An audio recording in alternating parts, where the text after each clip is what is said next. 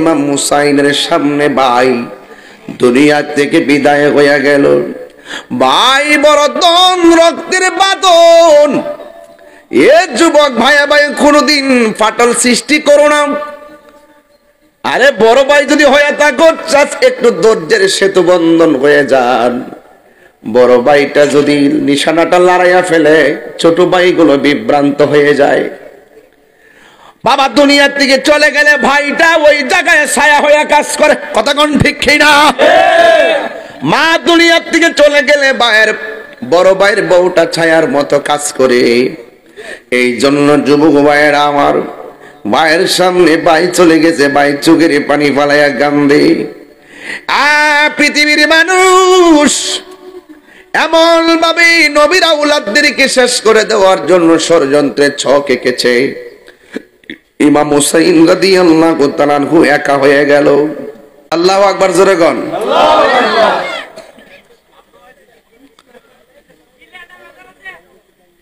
হ্যাঁ, আমি দেখতাছি মাঝে মাঝে একটু নীরব হয়ে যায়, কত শ্রেণীর লোক এখানে ঢুকছে। যাক, এটা কসবা না? আমার বাড়ি কই? বনবেড়া সদর।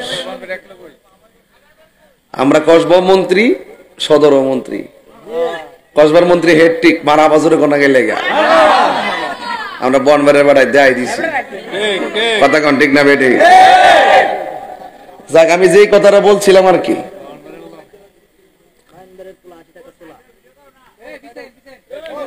আমি এতটুকু বলতে চাই,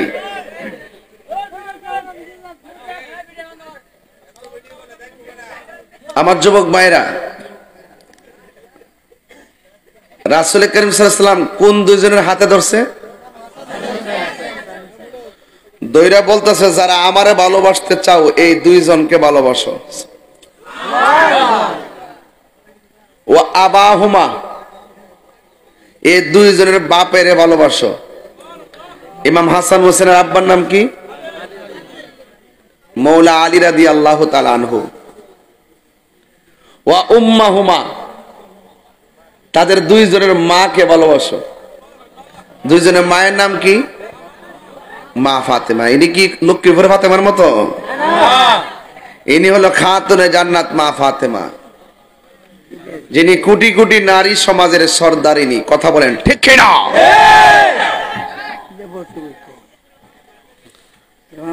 এই হলো চারজন, আর নবী হইল একজন। মোট কয়জন? এদের নাম হইল ফাক পাঞ্জাতন। পাক অর্থ পবিত্র, পাঞ্জা অর্থ পাঁচ, তন অর্থ দেহ। পাঁচটা পবিত্র দেহ মোবারক। তা আমরা কি এজিদি মুসলমান নাকি হুসাইনি মুসলমান? হুসাইনি মুসলমান। হুসাইন বলে, ভাই বুকে হাত দিলেন কেন? ভাই আমার কেডা জানে বিষ খাওয়াই দিছে, বুকটার ভিতরে কামড়দা ধরছে। ভাই নাম ডাকুন, কেডা বিষ পান করাইছে? আমি তো দেখছি না, আন্তাজি নাম কইলে কি তুমি তার বিরুদ্ধে লড়াই করবা? আমি তো কইতাম পারি না। ইমাম হুসাইন কে ভাই সতরি তো ভাই। আরে ভাইয়ে বে জুদা হাক আর আলাদা হাক। বিপদে ফিরে গেলে ভাইয়ের পিছনে ভাই দাঁড়া। কথা কোন ঠিক কিনা?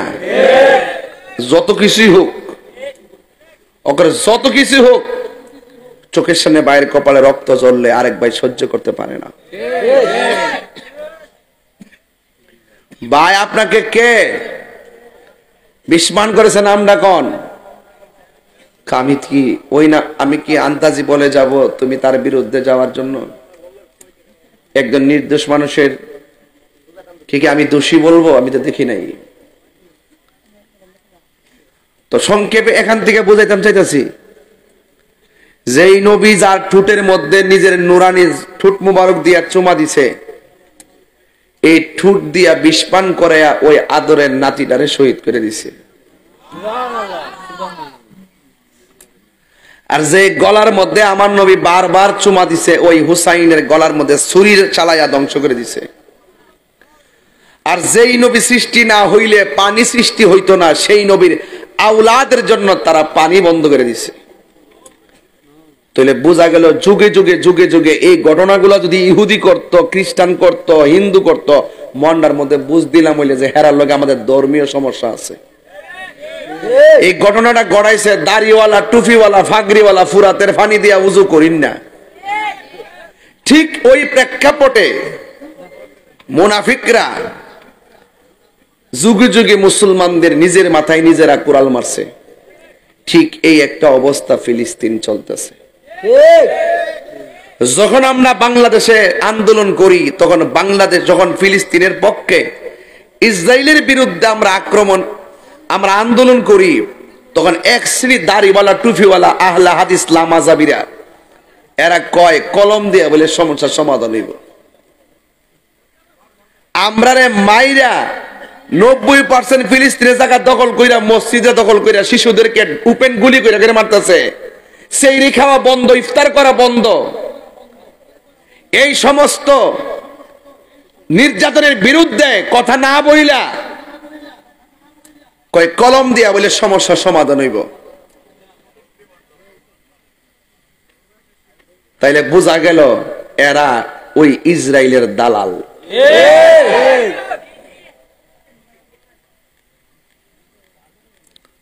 শুধুমাত্র তাই নয়, যখন ইরান গত পরশুদিনের আগের দিন বৃষ্টির মতন ইসরায়েলের বোমা মারতেছিল, তখন মুসলমানদের মধ্যে কিছু বড় বড় রাষ্ট্র ইসরায়েলের সাথে গোপনে আঘাত করে। ঠিক, যুগে যুগে ইতিহাস প্রমাণ করেছে আমরা নিজের মাথায় নিজে কুড়াল মারছি। এই বাংলাদেশের ভিতরে এরকম চিত্র আছে। আপনি হক কথা বললা জেলে যাইবেন, আপনি হক কথা বললা বিপদে পড়বেন, আরেকবারে ভীষণ দিক দিয়ে তেল দিব, ভালোইছে ভালোইছে। আসি কিনা বলেন? আরে হাসেন মিয়া, লজ্জা থাকেনি মিয়া? লজ্জা রাখেন না একটু? হাসেন কে লাগে? ওয়াজ বুঝেন কিছু? মুসলমানদের পিঠ দেয়ালে লেগে গেছে। এখন সবকিছু ভুলে গিয়ে ওইলে আমারে বুঝাইয়া তোমার দলে নও, নাইলে তুমি বুঝ যাইও, আইসা একটা সমাধান করে হাতে হাত রাখো, ফিলিস্তিন যাই। কথা বলেন ঠিক কিনা বলেন? আসেন কিনা বলেন? এখন বলবেন হুজুর ওয়াজের মধ্যে বড় বড় আলাপ করেন, ফিলিস্তিন কই আর বাংলাদেশ কই, আমরা যাবো কেমনে? হ্যাঁ, এটা তো একটা কথাই লাগে না। আমি বিশ্বাস করি তাহাজ্জুদ নামাজের টাইমে কোন মুসলমান যদি অন্তর থেকে আল্লাহর কাছে চোখের পানি ফালায়, আল্লাহ তুমি মুসলমানদেরকে রক্ষা করো, ইহুদিদেরকে ধ্বংস করো, এক একটা চোখের পানির ফোঁটা ইসরায়েলের বিরুদ্ধে ক্ষেপণাস্ত্র হয়ে যাবে। কারণ জাহান্নাম মানুষকে ভয় পায় না, জাহান্নাম ভয় পায় আশেকের চোখের পানিকে। জাহান্নাম বলে আল্লাহ তুমি আমি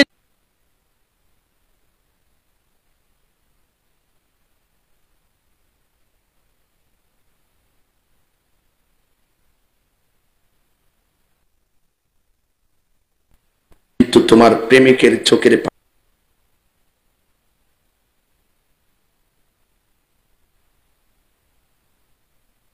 পাওয়ার ধ্বংস হয়ে যাবে। তো বলুন, আশেকের চোখের পানির দাম কম না বেশি? আরে বাবা, শাহজালালের বাড়ি ছিল ইয়েমেন দেশে, গরু গোবিন্দ এমন ভাবে যন্ত্রণা দিয়েছে, বাবা শাহজালাল অস্ত্র নিয়ে আসে নাই, দিল থেকে একবার আল্লাহু আকবার বলছে, গরু গোবিন্দের বিল্ডিং ফেটে চুরমার হয়ে গেছে। তা আমরা সেই উত্তরসূরি।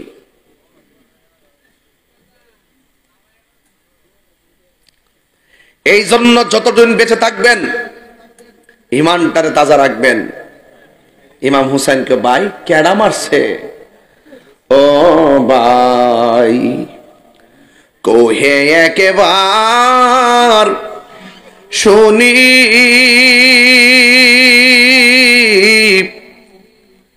কে তোমারে খাওয়াইছে জহর,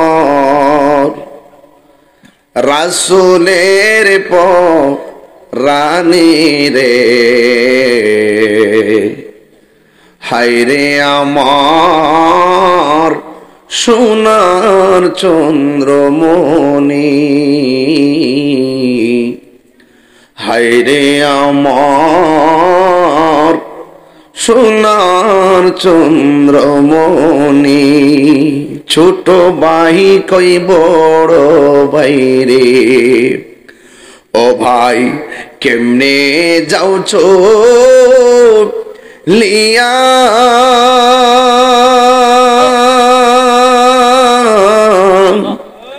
আজকে থেকে কান্দি আমি বাইহারা ইয়ারে,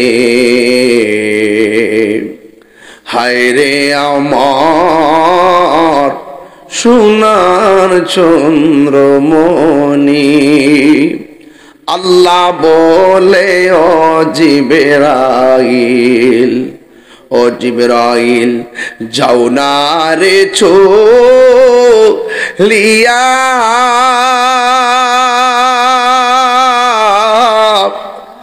70,000 ফেরেশতা নামাও জানাজার না গিয়া রে,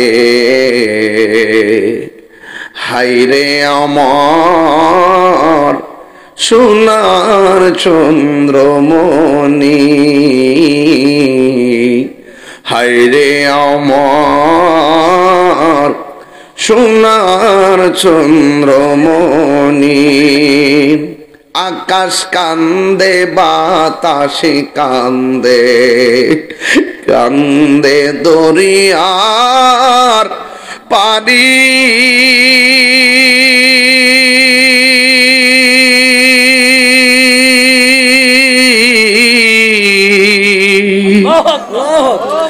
দুই পুত্র রায়া কান্দে, ফাতেমা জো ননি রে,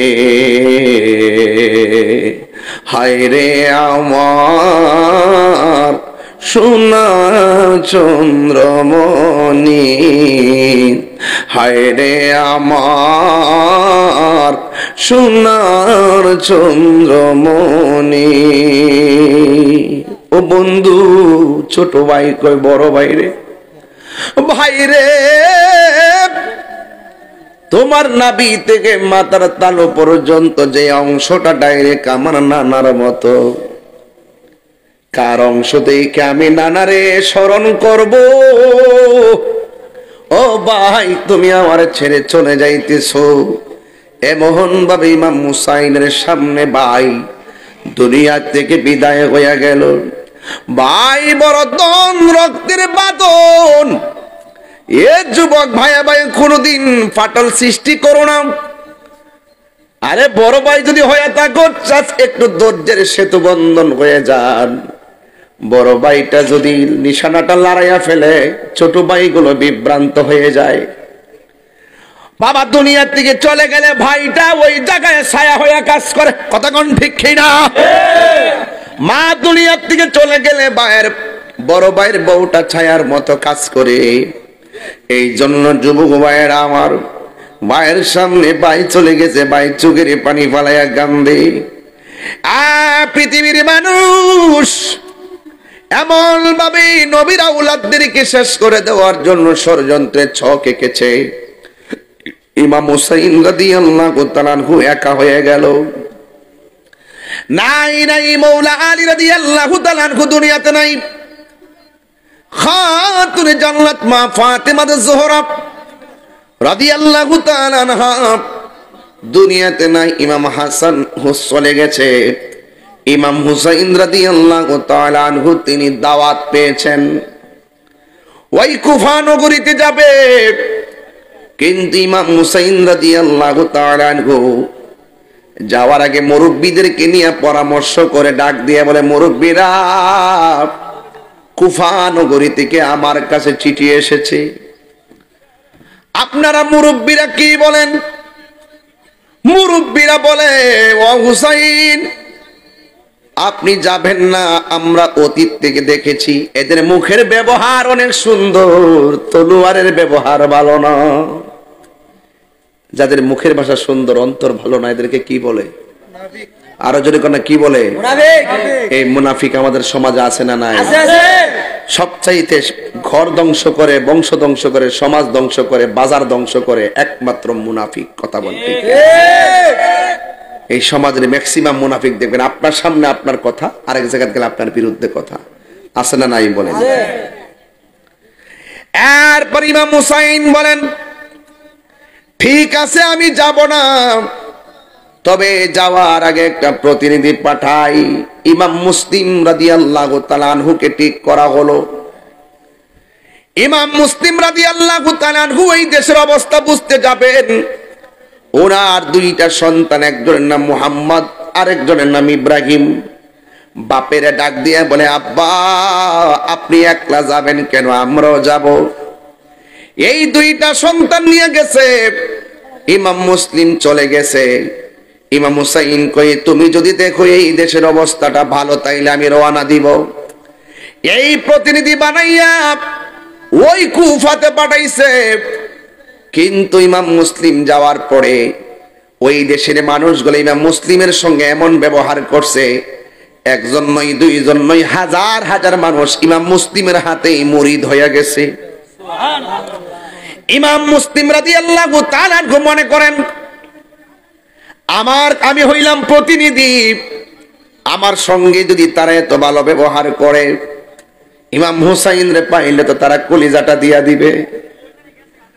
নামাজ পড়ার সময় যেই মসজিদে এক কাতার হতো না, ইমাম মুসলিমের ইমামতিতে ভিতর ভরে গেছে, বারান্দা ভরে গেছে, মাঠে মানুষ চলে গেছে। ইমাম মুসলিম রাদিয়াল্লাহু তাআলা আনহু তো অনেক খুশি হইয়া রাতের বেলা চিঠি লিখছে।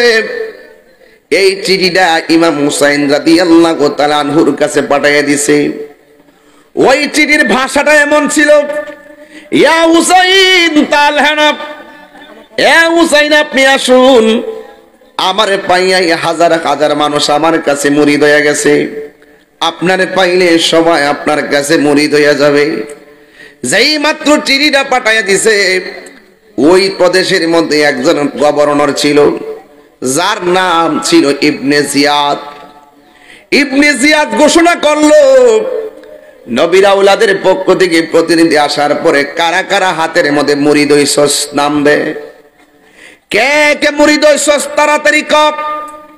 রাতের অন্ধকারের ভিতরে ইমাম মুসলিমের কাছের মুরিদগুলো বায়াতকে যদি প্রত্যাখ্যান না করে, আমি ইবনে জিয়াদের তলোয়ার থেকে তারা বাঁচতে পারবে না। এই যখন ঘোষণা করে দিছে, তখন ওই মুহূর্তে ইমাম মুসলিম তো টের পান নাই। এই টের পাইছে মসজিদের মধ্যে যাইয়া। যেই মসজিদের ভিতরে মুসল্লি, ভিতরে জায়গা নাই, বাহিরে জায়গা নাই।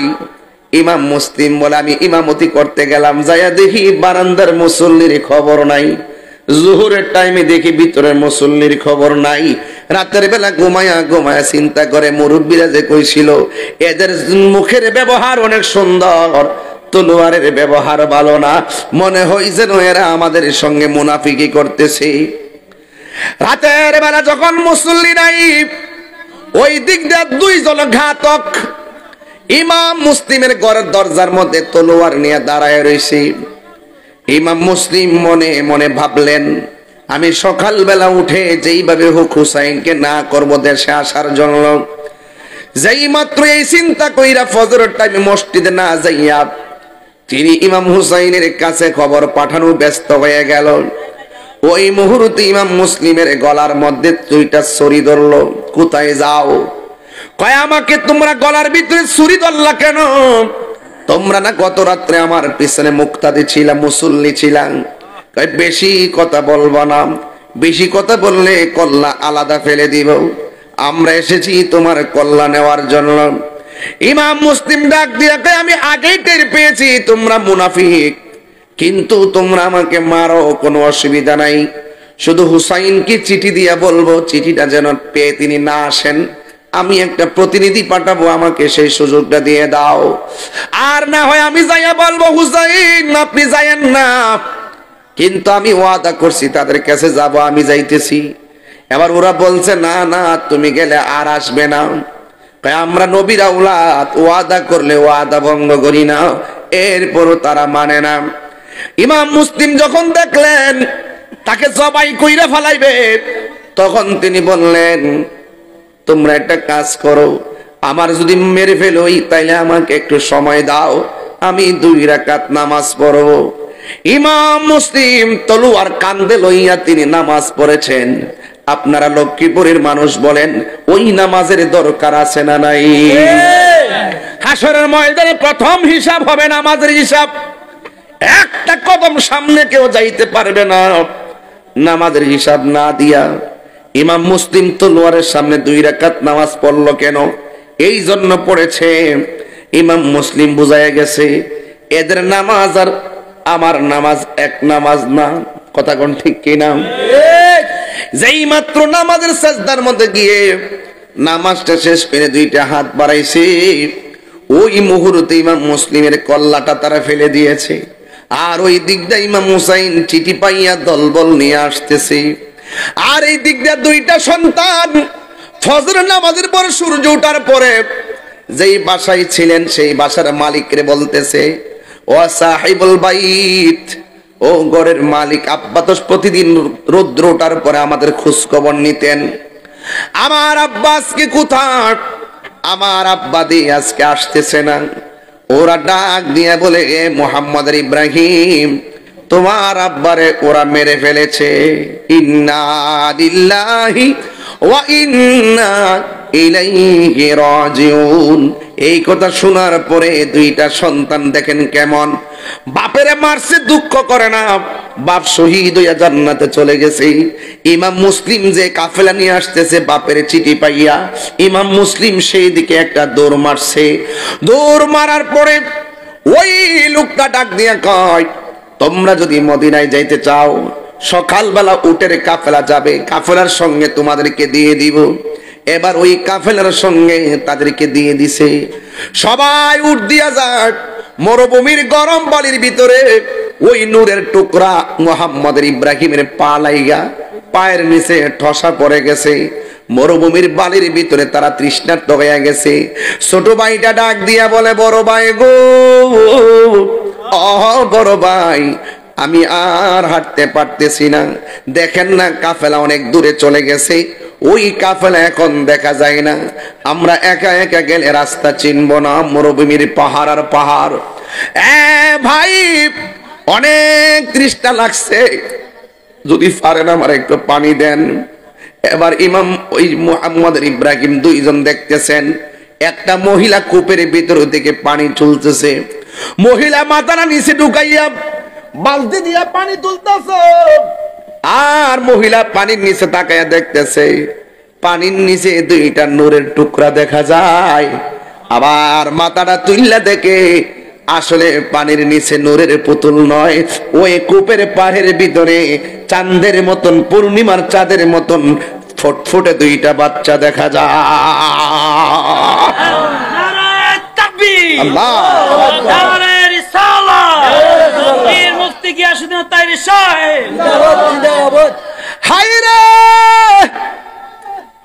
ও লক্ষ্মীপুরের বন্ধু,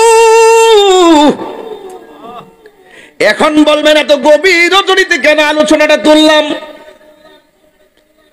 আমি ইতিহাস মনে করাইতেছি ছোট্ট ছোট্ট পোলাপান গুলো রে, এরা ইতিহাস না জানলে লড়াই করবে কেমনে? জোরে কোন ঠিক কিনা? যুগে যুগে ইমান ধ্বংস করার জন্য কিছু মানুষ সৃষ্টি হবে, কথা কোন ঠিক কিনা? এবার ছোট 2টা বাচ্চা যখন পানির কুয়ার পাশে দাঁড়াইয়া রইছে, ওই মুহূর্তে মহিলাটা ডাক দিয়ে, বাবা তোমার বাড়ি কোথায়, তোমার নাম কি? দেখেন ছোট বাচ্চা নাম কয় না, ছোট বাচ্চা নাম কয় না। নাম না কইয়া বলে, আমার চিনবেন না, আমরা হইলাম মদিনার গোলাম। ইচ্ছে জাগে আমাদের যেতে মদিনা, ইচ্ছে জাগে চুমু খেতে সোনালি রওজায়, ইচ্ছে জাগে চুমু খেতে সোনালি রওজায়।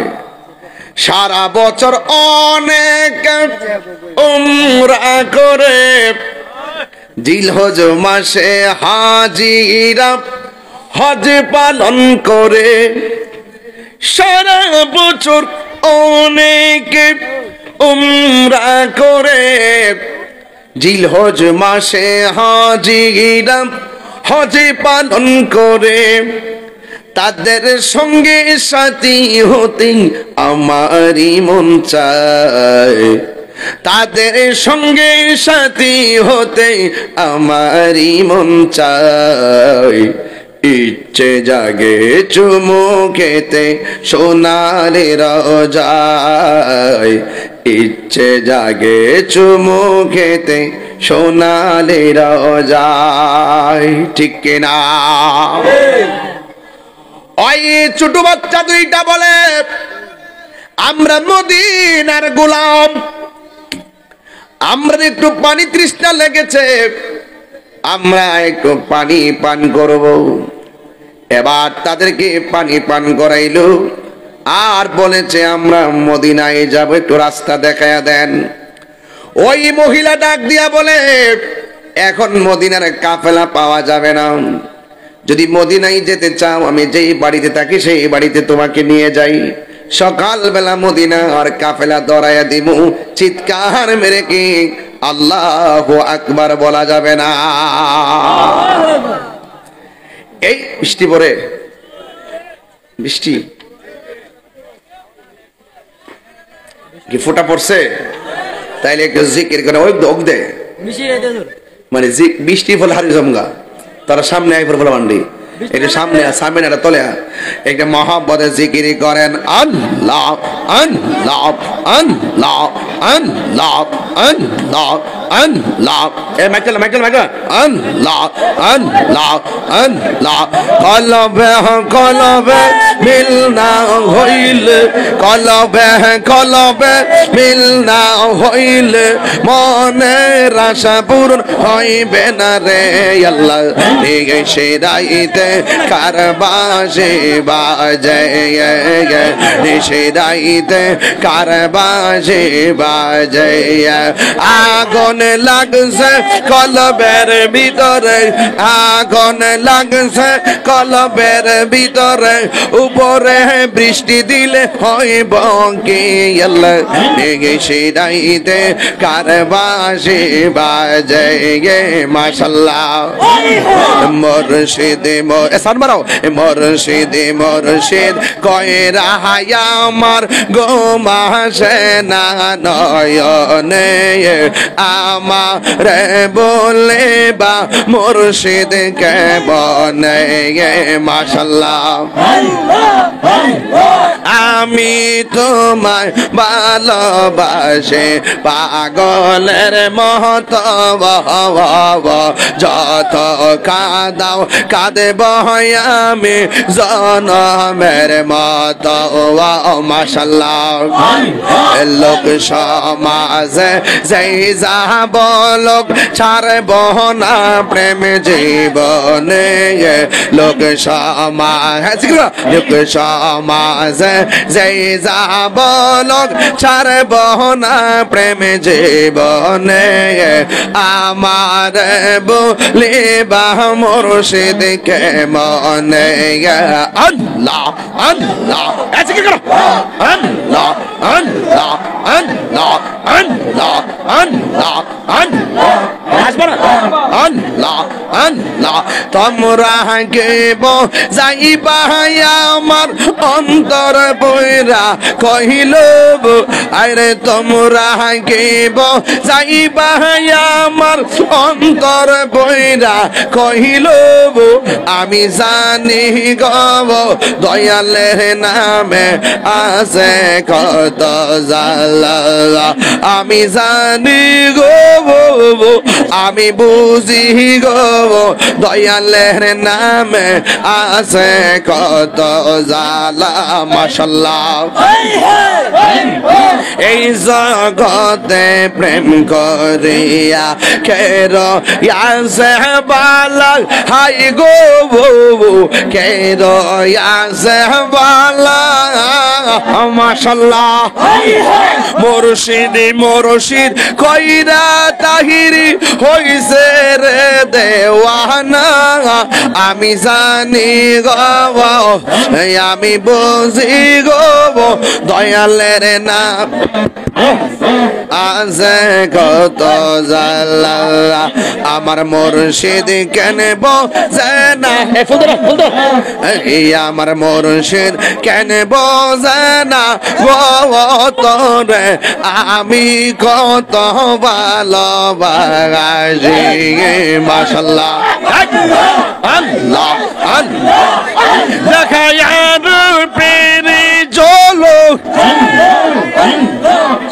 দেখায় রূপের ঝলক মন কইরা ও দাসী তোরে আমি কত ভালোবাসি আমার মুর্শিদ কেন বোঝে না গো তোরে আমি কত ভালোবাসি মাশাআল্লাহ আল্লাহ আল্লাহ আল্লাহ হাই শোনো আমার মুর্শিদ কেন বোঝে না গো তোরে আমি কত ভালোবাসি মাশাআল্লাহ তোমার না দেখলে আমার ঘুরি রই না মনে গো তুই আমার জীবন রে মুর্শিদ তুই আমার আর জীবন মাশাআল্লাহ তোমার আমার ভালোবাসা জানে সর্বজবনে অন্ধ্র চোখের মনে তুমি সাথে হাজারো দমনে তুই আমার জীবন রে মুর্শিদ তুই আমার আর জীবন মাশাআল্লাহ সগরে বন দরে গুরি পাইতে দরশন এ তাহিরি সদাই বাসে নয়নি জবলে গো তুই আমার জীবন রে মুর্শিদ তুই আমার আর জীবন তুই আমার জীবন রে মুর্শিদ তুই আমার আর জীবন ইয়া নবী